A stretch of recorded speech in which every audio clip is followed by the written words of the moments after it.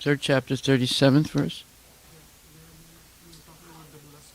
Lust. Yeah, and then 38 and 39 is what you asked us to read. Okay.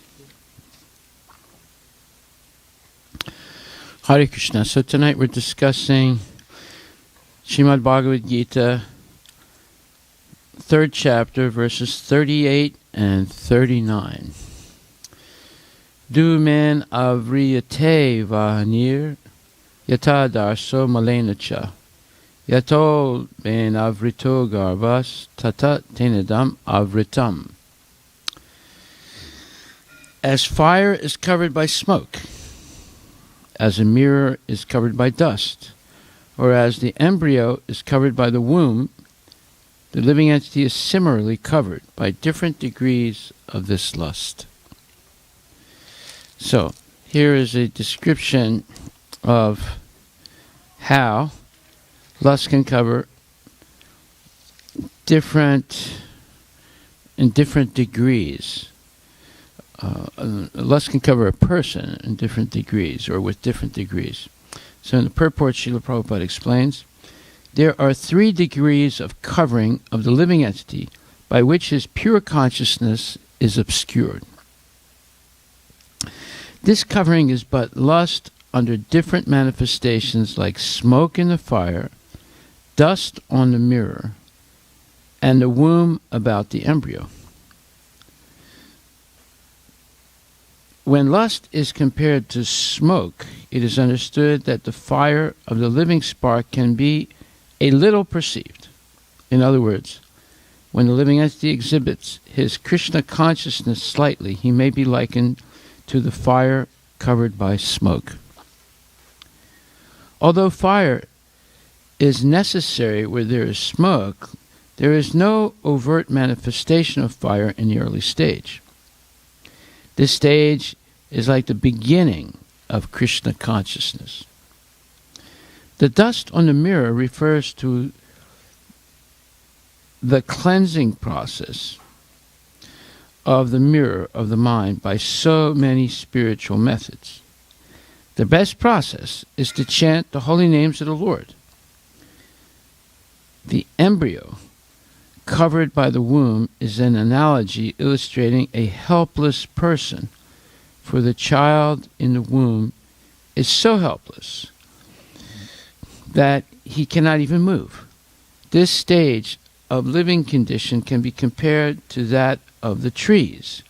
The trees are also living entities, but they have been put in such a condition of life by such a great exhibition of lust that they are almost void of all consciousness.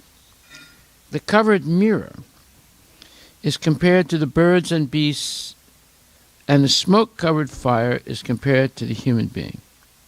In the form of a human being, the living entity may revive a little Krishna consciousness, and if he makes further development, the fire of spiritual life can be kindled in the human form of life. By careful handling of the smoke in the fire, fire can be made to blaze. Therefore, the human form of life is a chance for the living entity to escape the entanglement of material existence. In the human form of life, one can conquer the enemy lust by cultivation of Krishna consciousness under able guidance. So, we have 3 levels of lust covering a living entity. And therefore, now we have a way of understanding how living entities are situated. When you see a tree, the background history of that tree, according to what's explained here, is in a previous life, it was a human being who was very, very, very lusty. And therefore, that living being was put into the body of a tree where he or she cannot move. And they're continually harassed by material conditions, such as extreme cold, and freezing weather and rain and insects and moss and diseases and worms and all kinds of living entities, birds, woodpeckers, and so forth. So the tree can't do anything. It's helpless.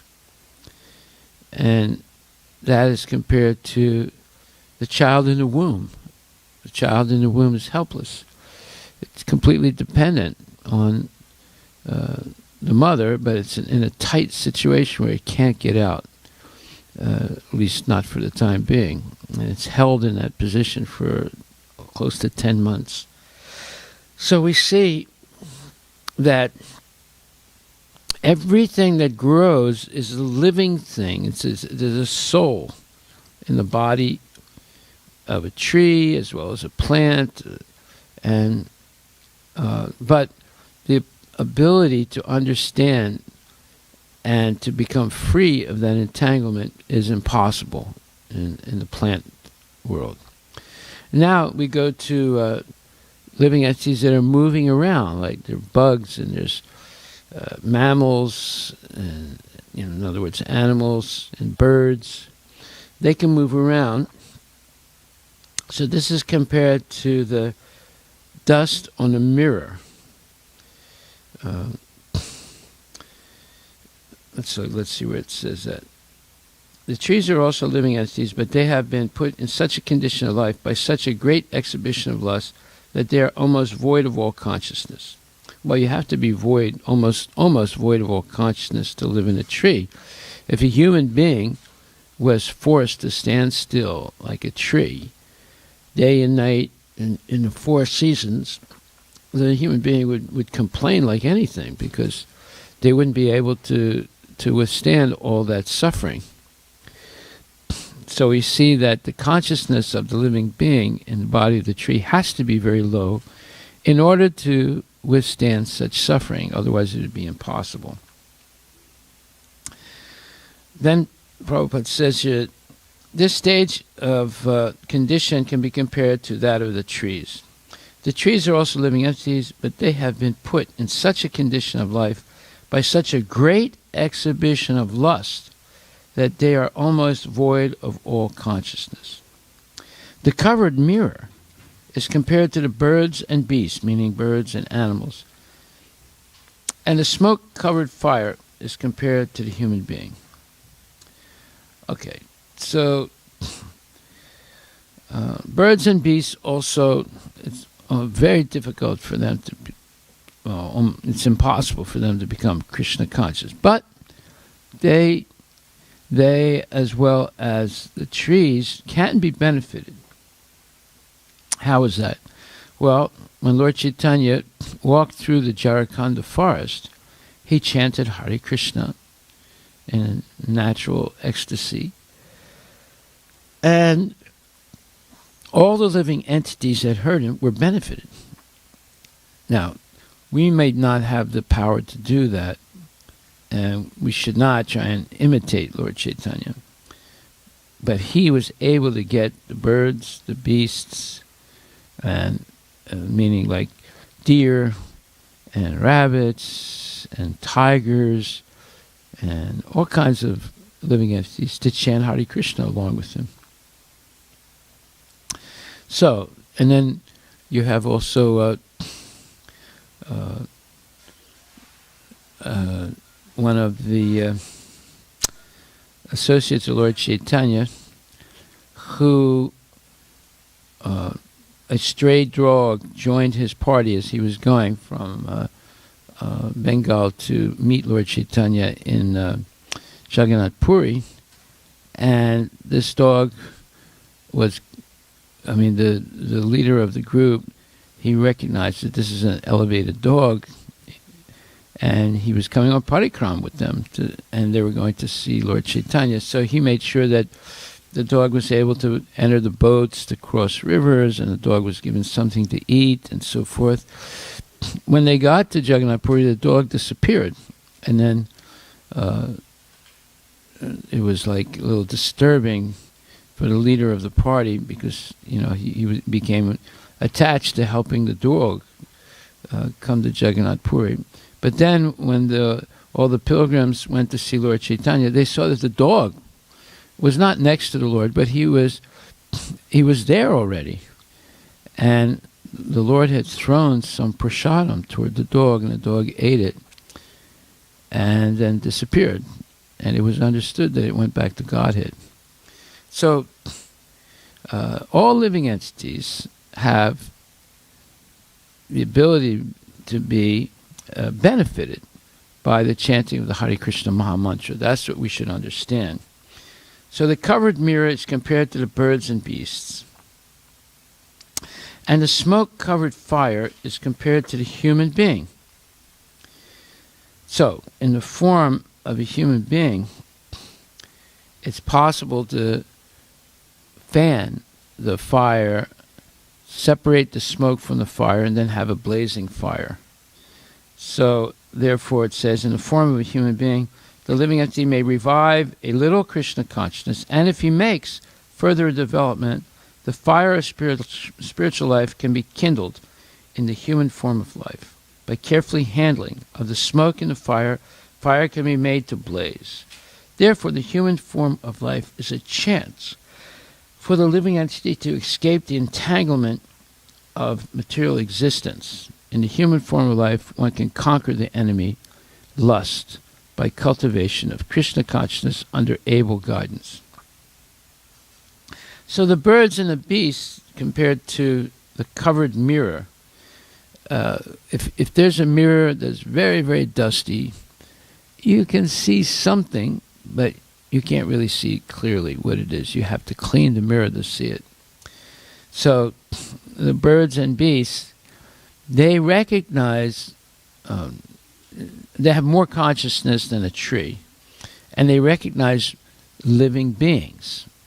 So you have, first of all, anamoya, which is seeing God as food.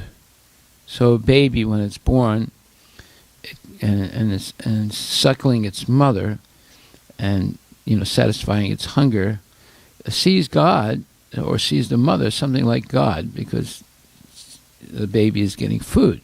You can see that in cows, you can see that in pigs, you can see it in dogs, you can see it in all kinds of animals. When the baby is suckling the mother, it's happy and it's receiving food. Or birds in a nest, and the mother bird comes with a worm or something to eat, and then the birds are chirping and crying for food, and then the mother comes and feeds them, and then they become happy, right? So that is called anamoya, realization of God as food. The next stage is pranamoya, a realization of God in living symptoms. So first, the baby is suckling the mother and receiving the food, but later on, the baby sees that there's a mother there, there's a living being, and the mother's moving around and talking to her and smiling, and the baby is smiling back. So you see God in these living symptoms. So the animals can understand they can perceive other living entities that are moving around. The trees are stationary. They have very low consciousness, but animals have a little more developed consciousness. But they still can't understand their relationship clearly with God, whereas the human being has that ability. But lust is a covering, and unless it's purified, it inhibits the living being from seeing Krishna and developing Krishna consciousness.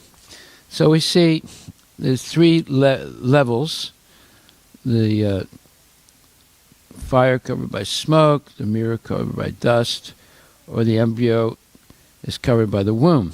So let's say the embryo covered by the womb is the trees and plants, and the mirror covered by dust, birds and beasts, and the fire covered by smoke is the human being. So the human being has the ability to understand its relationship with God. That's the point. Therefore, we should not waste the human form of life like animals and beasts and trees and plants. We should actually go from anamoya to pranamoya to manamoya, and then vijnanamoya, and then anandamoya. Those are the 5 levels of consciousness. First as food, seeing God as food, and then second, seeing God as different living entities and living symptoms, and then seeing God in mental platform, and then seeing God with knowledge, and then eventually seeing God in ecstasy due to a personal relationship and serving the Lord. Okay. So animals trees may only come to that first level, and then birds and beasts may be to the second or third level, hardly. But human being can go first, second, third, fourth, and eventually the 5th level of ecstatic love for the Lord. Yeah.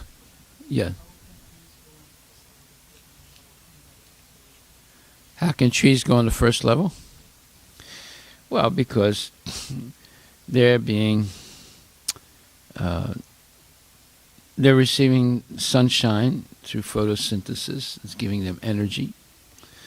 And they are pulling up minerals and water from the ground. And they're making glucose, which is their food.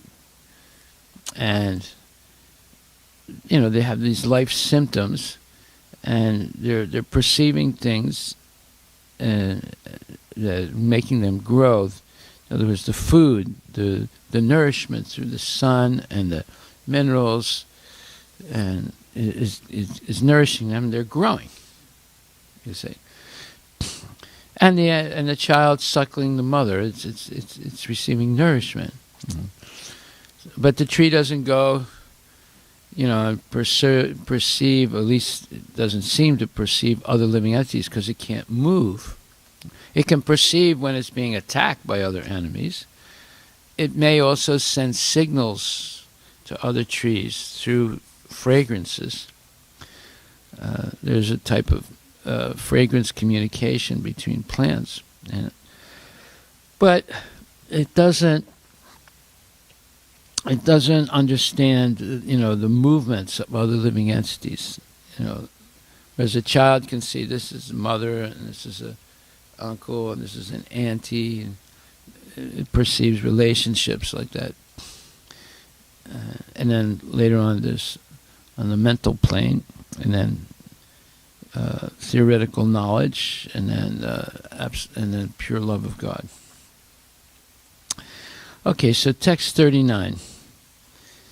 Avritam jnanam etena, jnanino nityavarina, kama rupena konteya, duspuren analena cha.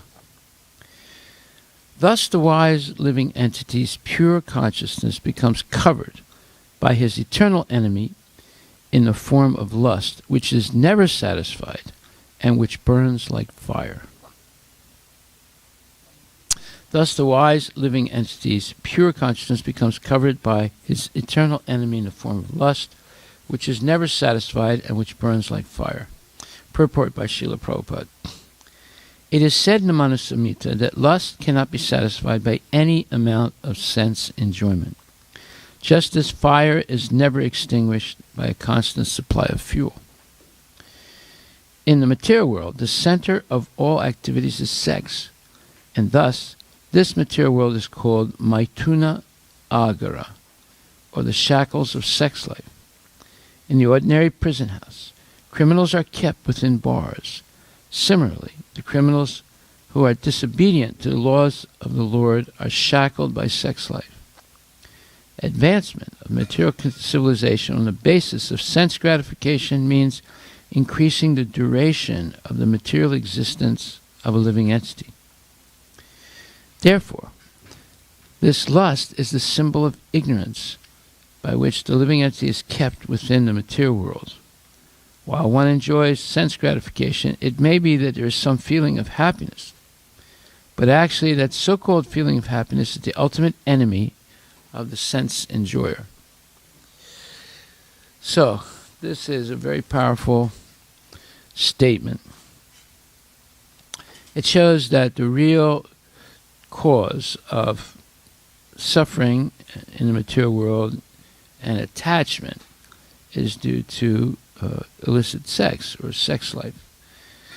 Illicit or illicit. So, when we understand how dangerous lust is by receiving knowledge from the scriptures, so the Manu Samhita says, lust is like fire. It can never be extinguished by a constant supply of fuel.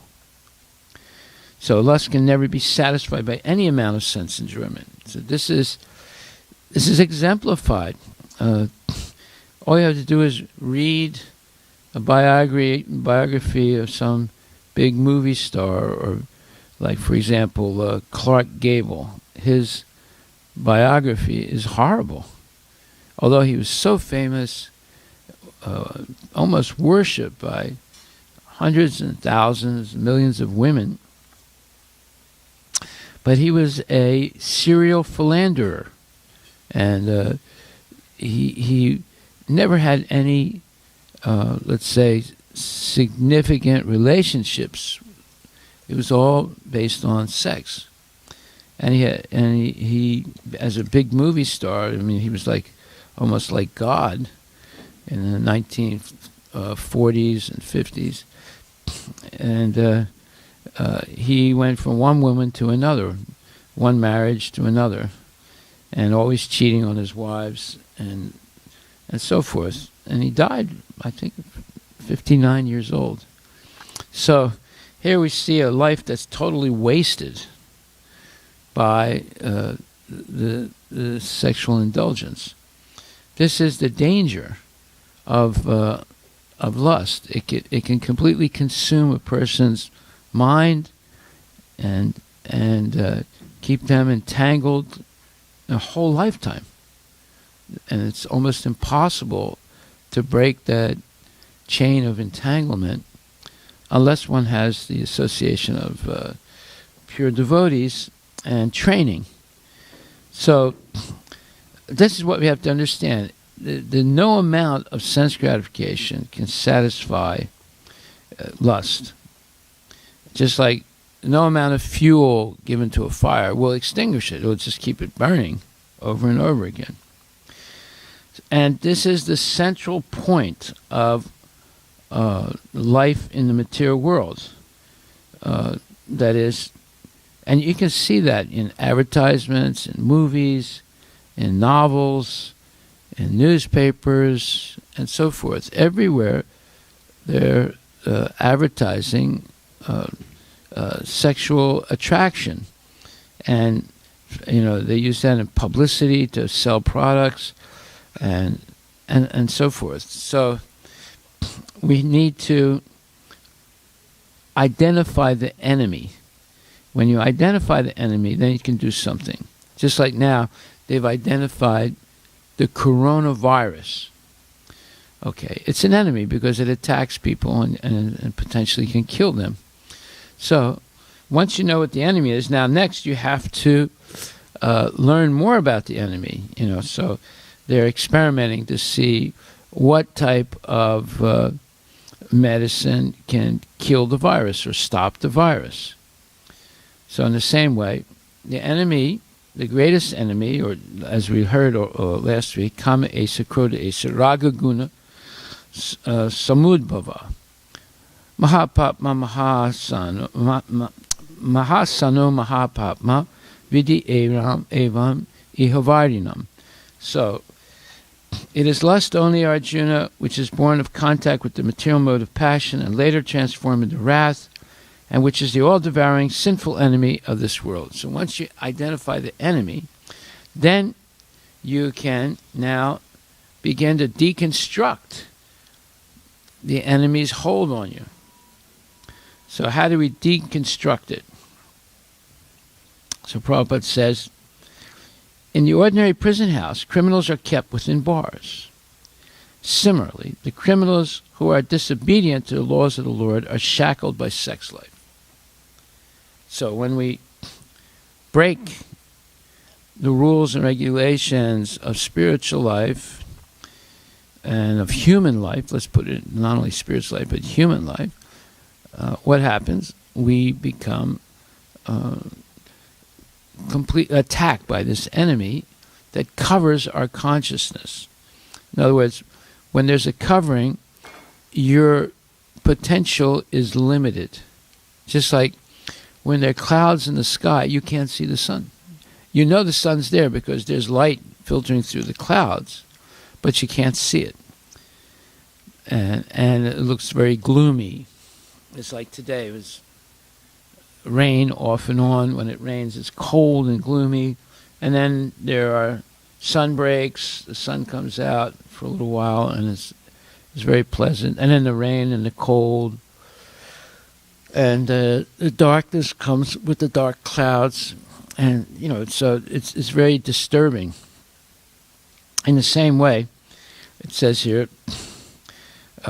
those who are criminals, who are disobedient to the laws of the Lord, are shackled by sex life.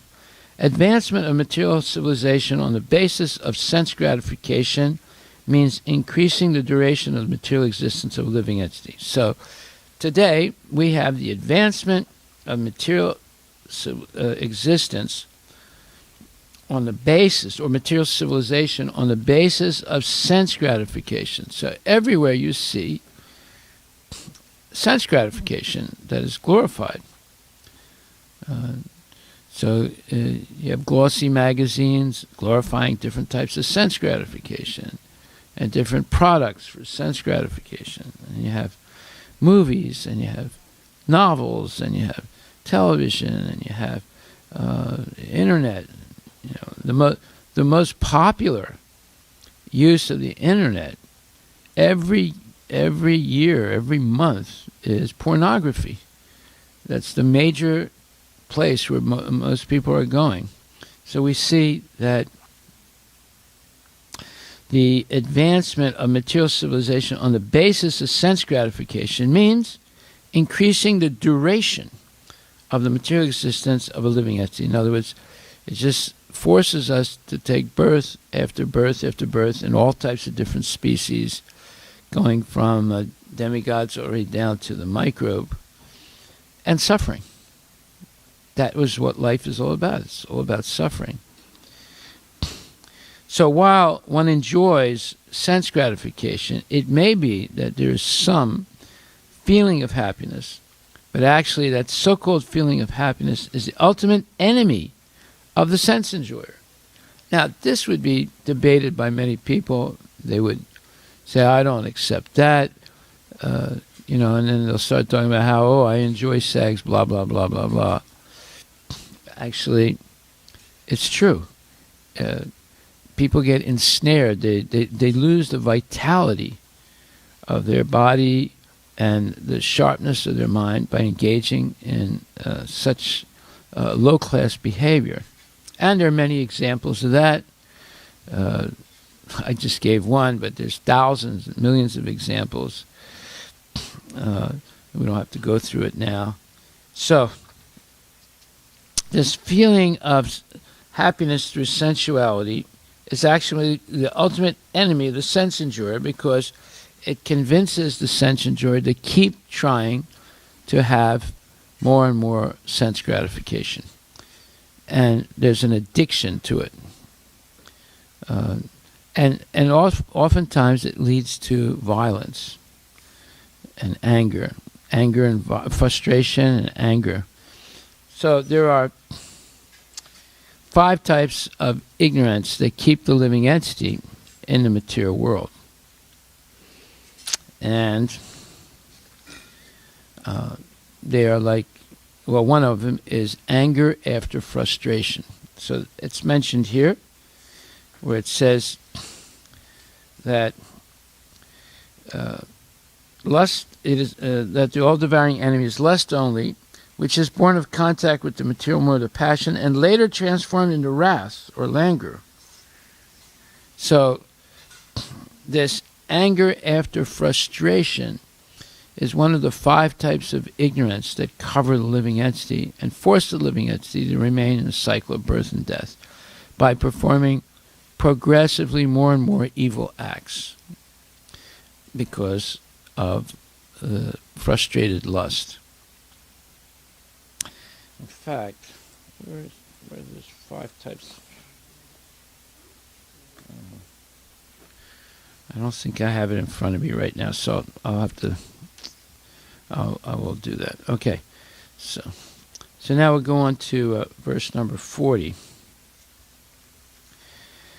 Indriyani manobudhir asyadhistanam uchyate etar vimohayat esa jnanam avrita dehinam. The senses, the mind, and the intelligence are the sitting places of this lust. Through them, lust covers the real knowledge of the living entity and bewilders him. This is a very important verse. You see, this is a graduate course in understanding why people suffer and why there's repeated birth and death and why and how people become illusioned to perpetuate their stay in the material world of suffering. So it says the senses, the mind, and the intelligence are the sitting places of this lust. Now you notice it doesn't say the soul is the sitting place of the lust. Why is that? Well, the soul is pure. But the soul can be covered, just like now our soul is covered by this material body. But that's a gross covering. There are also subtle coverings, right? There's mind and intelligence. Those are more subtle material elements. When they become infected or contaminated by lust, then we develop the false ego. False ego is the desire to dominate, exploit, and enjoy the material nature separate from God, separate from Krishna. So, the senses are real, temporarily real. The mind is temporarily real. The intelligence is temporarily real. But you can't say that the false ego is something real because it's false, right? But it is something. It's a whole collection of misconceptions about the identity of the soul. And one can have millions of these misconceptions of who I am. Throughout life, people have different misconceptions of who they are. But one thing remains steady, the desire for sense gratification, which is the symptom of a person who is an illusion. So, Prabhupada says, the enemy has captured different strategic positions in the body of the conditioned soul. And therefore, Lord Krishna is giving hints of those places so that one who wants to conquer the enemy may know where he can be found. So you see, lust is an enemy, and it's an evasive enemy. And it can take different strategic positions, just like when there are battles, oftentimes a smart general will try and place his soldiers on high ground and the opposing soldiers on low ground so that there's an advantage. You have an advantage when you're on high ground. There's an equal advantage when there's a flat plain. So you when the two opposing armies are on a flat plain like like Kurukshetra, then it's an equal No, one does not have the advantage over the other, at least when from the point of view of position. But if one army is on the high ground and the other army is on the low ground, the high ground army has a superior, let's say, position, and it's much harder for the other army on low ground to attack. They're more like targets from the high ground. So here, first of all, you have to know who the enemy is. So it's lust. And it's taken strategic positions in the senses, the mind, and the intelligence. So you notice it becomes more and more subtle. The senses are a little gross. The mind is more subtle. The intelligence is even more subtle. And these are all places where the lust covers the soul.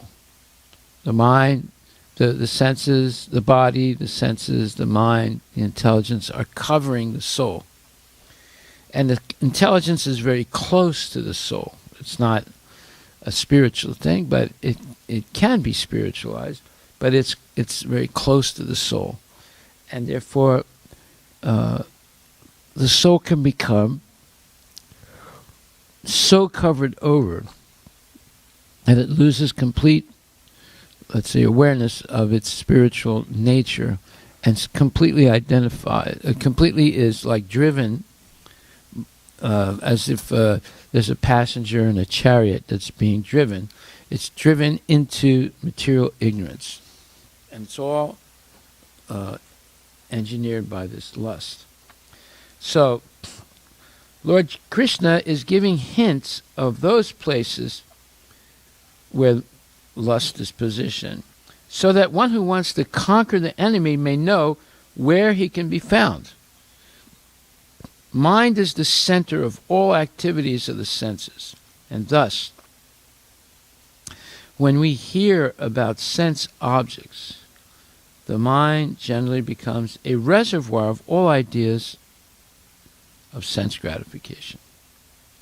And as a result, the mind and the senses become repositories of lust. Next, the intelligence department becomes the capital of such lustful propensities. Intelligence is the immediate next-door neighbor of the spirit soul. Lusty intelligence influences the spirit soul to acquire the false ego and identify itself with matter, and thus with the mind and senses. The spirit soul becomes addicted to enjoying the material senses and mistakes this as true happiness. This false identification of the spirit soul is very nicely explained in the Srimad Bhagavatam, 10th canto, 84th chapter, 13th verse. Yashatma buddhi kinape Trida tuke swadi kalatra disu mohomna ijyadi yatirta buddhi salire nakarises janesu avignesu sa eva gokara. It's a famous verse. Prabhupada often quoted it. And it says, a human being who identifies his body made of 3 elements with his self, who considers the byproducts of the body to be his kinsmen, who considers the land of birth worshipable, and who goes to the place of pilgrimage simply to take a bath, rather than meet men of transcendental knowledge, there is to be considered like an ass or a cow. This is a very famous verse, and it explains the symptoms of someone who is overpowered by lust.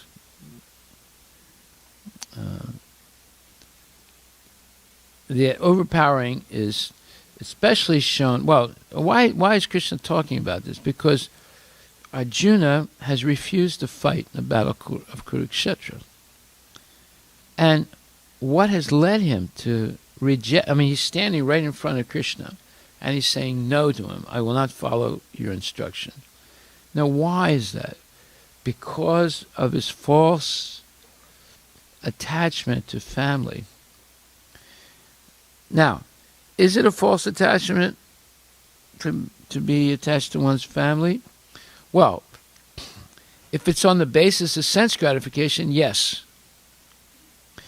If it's on the basis of compassion for the soul of a person who may be a member of your family or may not be a member of your family, then there's no lust involved. But if it's on the basis of sense gratification, then it's a fault.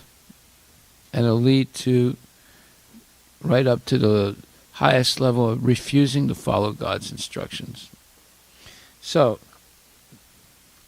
therefore, we have to understand what makes people capable of rejecting God and his instructions.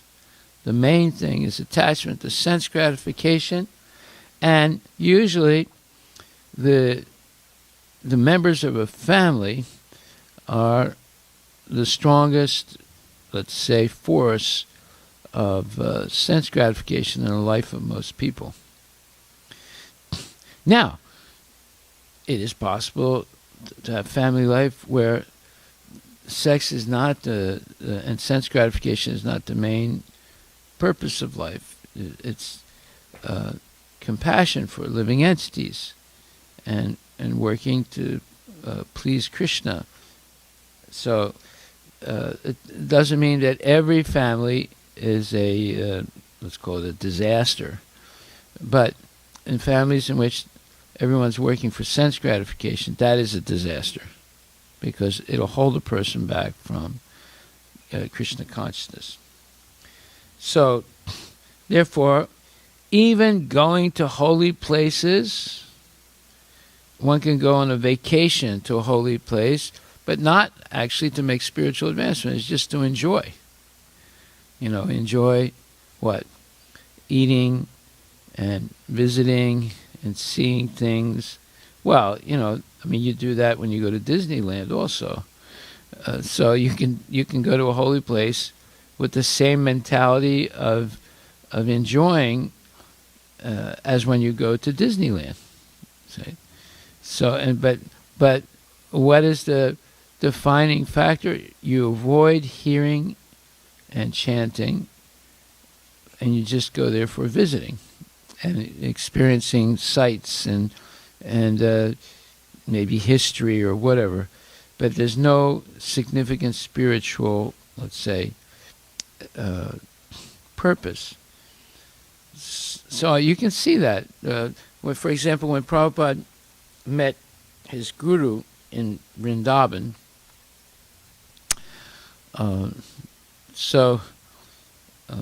he tells a story of how all the devotees were gathered, and his guru was going to give a class, and then someone, leader of the group, comes and says, whoever would like to go on parikrama of the major temples of Vrindavan can come right now. It is time for arti. We'll be able to see the 7 temples of Vrindavan, all started by the Goswamis. So just about everybody got up and left. Only Prabhupada and a couple of sannyasi disciples stayed. And when Bhaktisiddhanta Saraswati noticed Prabhupada, who he knew already, it was his disciple, he said that, yes, he is a very sincere person because he likes to hear. And Prabhupada says, he would listen to Bhaktisiddhanta Saraswati Thakur speak, but oftentimes he couldn't understand everything he was saying because he was speaking with such high English. But he was very interested in hearing. So Bhaktisiddhanta Saraswati Thakur said, yes, I will, yes, he likes to hear me, therefore I will speak. So the idea of going to a holy place to meet and hear saintly people. That's the real purpose of a pilgrimage. It's not just to take a bath or to go sightseeing. Now, there's nothing wrong with visiting the different temples of Vrindavan, but the main reason we go to a holy place is to get the association of saintly persons and to hear their discourses. So we can see that it's possible to go to the holiest place. Like I know people that go to Radha Kund, which is the most holiest place in the whole universe. Krishna has some of the most intimate pastimes there. And they go to live there and smoke marijuana and engage in all kinds of nonsense activities. At the same time, chant Hare Krishna, you see. So it's possible to go to these holy places as an enjoyment for sense gratification. And it's also possible to go to these holy places in order to make genuine spiritual advancement, where you lose your attraction to sense gratification. So someone who goes to Radha Kund and smokes marijuana, they have not lost their attraction to sense gratification. They might say, "Oh no, man, I chant much better when I smoke," and they can talk all kinds of nonsense, but it's not a fact. So we need to understand the difference between sightseeing and pilgrimage. Pilgrimage is not for sightseeing. Pilgrimage is to have the association of genuine devotees and to become very inspired and spiritually enthused and lose one's attraction to sense gratification and build up one's attraction to Krishna consciousness. Okay, so we'll stop right there. This is this one purport, 3rd chapter, verse number 40. This is a advanced course in spiritual psychology, understanding where lust is taken hold of strategic positions, and is successfully keeping the living entity entangled in material life. So we want to defeat this enemy.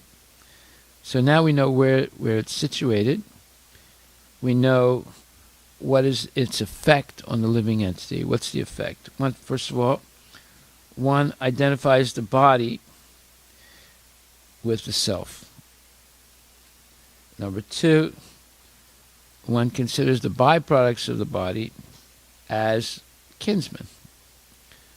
Number 3, one considers the land of birth as worshipable. And number 4, one goes to a place of pilgrimage simply to take a bath, rather than meet persons of who possess transcendental knowledge and be benefited by hearing them. So these are all symptoms that one is still a very lusty person and is entangled, more or less hopelessly, in the pursuit of sense gratification. Okay, so you can read again this 340, and you should make an outline of it because it's a very structured purport. It goes point by point, and then read 41 and 42. Hare Krishna. Any questions?